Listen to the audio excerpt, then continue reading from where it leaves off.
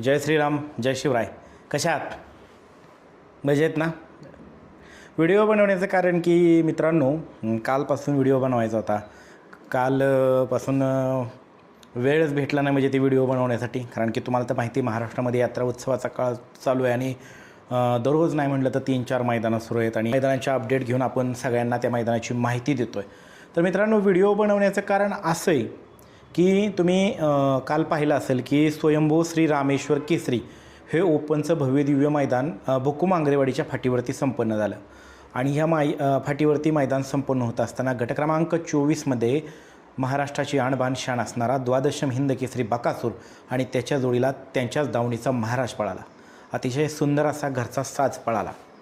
मित्रांनो, हा व्हिडिओ बनवण्याचं कारण की त्या जोडीचं कौतुकच करायला हवं की काही अशा ठराविकच जोड्या बैलगाडी शर्यत क्षेत्राच्या इतिहासामध्ये होऊन गेल्या जे घरचे साज पळाले, त्यातलीच ही एक जोडी म्हणावी लागेल. कारण की तुम्ही पाहिलं असेल की काल गट पळून आल्यानंतरनी सगळ्यांना उत्सुकता लागली होती सीमेची. मात्र निसर्गाने साथ दिली नाही. अवकाळी पावसाने त्या ठिकाणी हजेरी लावली. सेमी क्रमांक 7मध्ये ती जोडी पुन्हा एकदा पळाली. अतिशय सुंदर अशी ही जोडी पळाली आणि ही जोडीचा पळ पाहिल्यानंतरनं सगळ्यांना वाटलं की आता ही जोडी पळाली आहे आणि ही निश्चितच फायनलची मानकरी होईल. मात्र सेमीमध्ये ज्यावेळेस सेमी सुटायला गेला होता त्यावेळेसच पावसाला सुरुवात झाली होती आणि तुम्ही पाहिलं असेल की हलक्या पावसाच्या सरी पडत असताना हे सगळे सेमी आयोजकांनी उरकून घेतले आणि त्यानंतरनं मुसळधार पावसाला पुण्यामध्ये सुरुवात झाली. अतिशय सुंदर अशी जोडी पळाली. यावेळेस मी मामांनाही फोन केला होता कारण की मलासुद्धा सुसगावला जायचं होतं. सुसगावचं यात्रा येता आणि सुसगावचं काल बगाड होतं. मात्र भयंकर पाऊस झाल्या कारणानं जाता आलं नाही. त्यामुळे मी मामांशी फोनवरती संपर्क साधला. आणि दुसरी एक गोष्ट सांगायची म्हटलं तर मित्रांनो, उद्या दिनांक 4 एप्रिल रोजी भव्यदिव्य अशी 2 मैदानं संपन्न होतात.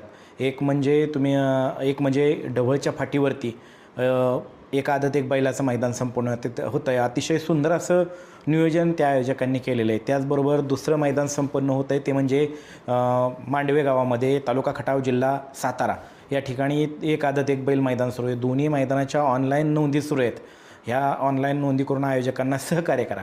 आणि अजून एक दुसरा आणि महत्त्वाचा मुद्दा, 5 एप्रिल ही एक बैलगाडी शर्यत क्षेत्रातली एक मोठी तारीख किंवा एक मोठी तिथ म्हणूया. या दिवशी सबंध बैलगाडी शर्यत क्षेत्रामध्ये मोठ्या संख्येने मैदान आहेत. यातलं पहिलं मानाचं मैदान म्हणायला गेलं तर ते येतं भैरवनाथ यात्रा उत्सवानिमित्त संपन्न होणारं पुणे जिल्ह्यातल्या पुरंदर तालुक्यातलं सासवडचं मानाचं मैदान. मित्रांनो, ते दिनांक 5 एप्रिल रोजी संपन्न होते. भव्यदिव्य असं ओपनचं मैदान होते. बक्षीस, अतिशय सुंदर अशी बक्षीस रचना केली. आयोजकांनी बक्षिसाचा क्रमसुद्धा बदलला आहे. सर्वसामान्य बैलगाडी मालकांचा विचार करून या ठिकाणी फक्त 1,000 रुपये प्रवेश फी ठेवण्यात आलेली. 1-51 पासून ती सिरियल वाईज विविध बक्षीस सेट, त्यानंतरनं क्वार्टर फायनललासुद्धा 5,000 रुपये करण्यात आले. त्यामुळं ही सुवर्णसंधी दौडू नका. अतिशय सुंदर असं मैदान ते संपन्न होणार आहे. वाघडोंगरवरच्या फाटीवरती संपन्न होणार आहे आणि 940 फुटाच्या दरम्यान पल्ला आहे आणि ते ओपनचं मैदान आहे. त्यानंतरनं दुसरं मैदान येतं ते म्हणजे सांगली जिल्ह्यातल्या तासगाव तालुक्यातलं नरसेवाडी नरसिंगपूर. मित्रांनो, जवळपास 100 उंबरा असणारं हे गाव आहे. मागच्या वर्षीसुद्धा अतिशय सुंदर असं मैदान त्यांनी संपन्न करून दाखवलं. आदत मैदान होतं मागच्या वर्षी. फक्त साधारणतः 70 का 80 गाडीच मागच्या वर्षी प्रतिसाद भेटला होता त्यांना, नवीन असल्याकारणाने. मात्र यावर्षी त्यांना चांगला प्रतिसाद भेटेल. यावर्षीसुद्धा त्यांनी सुंदर अशी बक्षीस रचना केली. ओपनचं मैदान संपन्न होतं. 1,000 फुटाचा पल्ला आहे आणि ते पवनचक्कीच्या टेकाडावरती ती संपन्न होणार आहे आणि त्यांनी 900 रुपये प्रवेश फी केली होती. मात्र सकाळी माझं आयोजकांशी बोलणं झालं, आता त्यांनी 500 रुपये केली आहे. म्हणजे विचार करा, सर्वसामान्य बैलगाडी मालकांना लखपती होण्याची संधी आहे. योग्य नियोजन, योग्य पायरा आणि योग्य टायमिंग साधून योग्य त्या मैदानात आपण उपस्थित राहिलं तर निश्चितच गुलालास पात्र होऊ. त्याचबरोबर तिसरं मैदान येतं. तिसरं मैदान म्हणजे खटाव तालुक्यातलं एक सुंदर फाटी. आत्तापर्यंत जी पडद्याआड राहिली, मात्र ती खटाव तालुक्यातली अतिशय सुंदर अशी फाटी, ती म्हणजे मुळीकवाडी पाचवडच्या गावांच्या सीमेजवळ असणारी फाटी. महाराष्ट्रातली एक अतिशय सुंदर फाटी जी पडद्याआड होती. मात्र आपले जे व्हिडिओ पडले त्यानंतर त्या मैदानाच्या असंख्य बाईट झाल्या. त्यानंतर महाराष्ट्राला कळालं की अतिशय सुंदर अशी कटनाची उराटीची प्युअर फाटी. पडत्या पावसात म्हटलं तरी या ठिकाणी सुंदर असं मैदान होऊ शकतं. आणि हे सुद्धा मैदान दिनांक 5 तारखेला आहे. आपले प्रसिद्ध बैलगाडी मालक अजय शेठ जाधव यांचं ते गाव आहे आणि पाचवड आणि मुळीकवाडीच्या गावच्या सीमेलगत असणारी ही फाटी आहे. या फाटीवर सुद्धा सुंदर असं मैदान आहे. त्यांनीसुद्धा बक्षीस रचना अतिशय सुंदर केलेली आहे.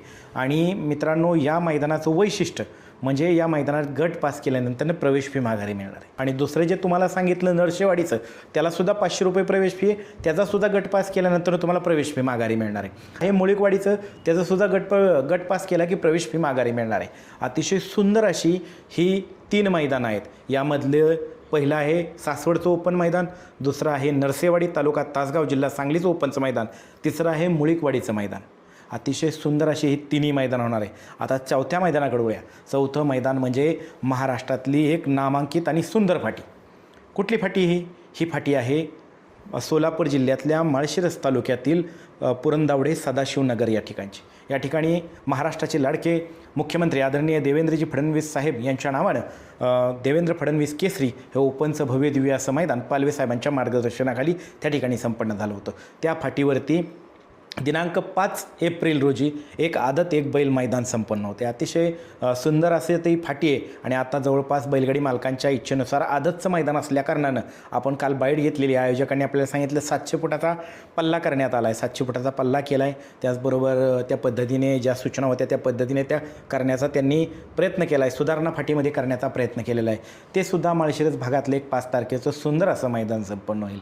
आणि आता जे 5वं मैदान आहे ते 5वं मैदान म्हणावं लागेल एक भोर तालुक्यातलं जुनं असं यात्रेचं पारंपरिक मैदान. ते आहे पुणे जिल्ह्यातील भोर तालुक्यातील निळकंठ या ठिकाणी गावामध्ये संपन्न होतं. हे त्यांचं पर्व 4th आहे. मित्रांनो, त्या गावाचं वैशिष्ट्य सांगायचं म्हटलं तर आपण सलग 4 वर्ष झालं त्या मैदानाच्या अपडेट आणि बाईट घेतो आहे. मित्रांनो, आत्तासुद्धा मगाशी 1 तासापूर्वी मी ती मैदानाची बाईट घेऊनच आत्ता घरी आलेलो आहे. तर ते सुद्धा सुंदर असं मैदान ओपन मैदान संपन्न होतं. अतिशय सुंदर असे नियोजन निळकंठ ग्रामस्थांनी केलेलं आहे. आई काळूबाई देवीच्या यात्रा उत्सवानिमित्त हे मैदान संपन्न होतं. त्या मैदानाचा पल्ला हा 600 फूट आहे. आणि भोर भागातला हा भाग तुम्हाला माहिती आहे की तो निसर्गसंपन्न भाग आहे. आणि त्या ठिकाणी मोठ्या प्रमाणावरती भात शेती केली जाते. तिथं तुकडा पद्धतीची जमीन आहे. त्यामुळे त्या पद्धतीनं जिथं त्यांना क्षेत्र उपलब्ध झालं त्या पद्धतीने त्यांनी फाटी केलेली आहे. मागच्या वर्षीचीच फाटी आहे. आणि मागच्या वर्षीचे तुम्ही त्या मैदानाला गेला असाल तर तुम्हाला कल्पना असेल की ती फाटी कशी आहे. त्या फाटीवरती ते मैदान संपन्न होणार आहे. ही जवळपास 5 मैदानं आहेत. दिनांक 5 एप्रिल रोजी ज्यांच्या माझ्याकडे अपडेट आल्या, ज्यांच्या माझ्याकडनं आयोजकांनी मला माहिती प्रसिद्ध करण्यासाठी सांगितली ती मी प्रसिद्ध केलेली. अतिशय सुंदर अशी ही मैदान होणार आहेत. आणि आता जाता शेवटच्या तुमच्या प्रश्नाचं उत्तर की महाराष्ट्राचा लाडका द्वादशम हिंद केसरी बकासूर कुठल्या मैदानामध्ये पाळणार. तर मित्रांनो, दिनांक 5 एप्रिल रोजी महाराष्ट्राचा लाडका द्वादशम हिंद केसरी बकासूर हा आपल्याला कोणत्या तरी 3 ओपनची मैदान आहेत. ओपनच्या मैदानामध्ये पळताना दिसणार आहे. मामांशी माझं बोलणं झालं त्या पद्धतीनं त्यांचं संबंधित जे पैरे होत आहेत त्या पैरेकरांशी बोलणं चालू आहे. ज्या पद्धतीनं पैरा होईल त्या पद्धतीनं आपल्या सगळ्यांचा आवडता लाडका द्वादशम हिंद केसरी बकासूर आपल्याला 5 तारखेच्या मैदानात पळताना दिसेल. आणि 5 तारखेचं मैदान संपन्न झाल्यानंतरनं 8 तारखेला मोठ्या मैदानामध्ये सुंदर अशा पैऱ्यामध्ये आपल्याला आपल्या सगळ्यांचा आवडता लाडका द्वादशम हिंद केसरी बकासूर पळताना दिसणार आहे. आणि आता मी अजून एक सूचना करतो बैलगाडी मालकांना. तुम्ही हे सगळी बक्षिसाची रचना पाहिली, त्यानंतरनं प्रवेश फी पाहिली आणि प्रवेश फी पाहिल्यानंतरनं तुम्हाला गट पासला सुद्धा तुम्हाला प्रवेश फी माघारी दिली जाणार आहे. ह्या सगळ्या एवढ्या मोठ्या सवलती, एवढ्या मोठी सूट किंवा एवढा सगळा बैलगाडी मालकांचा विचार कशामुळे केला जातो ह्याचा बारकाव्याने तुम्ही विचार करा. कारण की तुम्हाला बक्षिसामध्ये एवढी मोठी वाढ आहे, त्यानंतरनी क्वार्टर फायनल आहे, त्यानंतर बऱ्याच ठिकाणी मेगा फायनल आहे. आणि प्रवेश फीमध्ये पण मोठ्या प्रमाणावरती कुठेतरी 0.5% कुठेतरी एकदम सूट देण्यात आलेली आहे. हे होतं आहे ते मात्र केवळ आणि केवळ फक्त अखिल भारतीय बैलगाडी संघटनेमुळे. हे सगळी मैदानं होत असताना पडद्यामागं अखिल भारतीय बैलगाडी संघटनेचे सगळे पदाधिकारी, तालुका अध्यक्ष असतील किंवा वरिष्ठ पदाधिकारी असतील, हे प्रयत्न करतायत की बैलगाडी मालकांना एकदम अशा सुंदर अशा मैदानांचा या यात्रा उत्सवामध्ये सहभाग घेता यावा. सर्वसामान्यांना या मैदानामध्ये गुलाल मिळावा आणि सर्वसामान्यांचे नंदी या मैदानामध्ये गुलालास पात्र व्हावेत म्हणून मेन बक्षीस, त्यानंतर क्वार्टर आणि त्यानंतर मेगा आणि त्याचबरोबर त्याच्या जोडीला प्रवेश फीमध्ये सवलत आणि गट पासला प्रवेश फी माघारी अशी असंख्य मैदानं ज्या आयोजकांना जशा पद्धतीनं त्यांचं मॅनेजमेंट जुळलं आहे तशा पद्धतीनं त्यांनी त्या मैदानामध्ये सुधारणा केलेल्या आहेत. अशाच पद्धतीची 5 मैदानं दिनांक 5 एप्रिल रोजी संपन्न होत आहेत. एक म्हणजे सासवडचं दुसरं म्हणजे नरसेवाडी तासगाव तालुक्यातलं, तिसरं म्हणजे मुळीकवाडी खटाव तालुक्यातलं, चौथं म्हणजे पुरंदावडी सदाशिवनगरचं माळशिरस तालुक्यातलं आणि पाचवं म्हणजे निळकंठ भोर तालुक्यातलं. अतिशय सुंदर अशी मैदान आहेत. त्यामुळं बैलगाडी मालकांनी विचार करून आणि सगळं योग्य नियोजन करून या मैदानामध्ये उतरावं.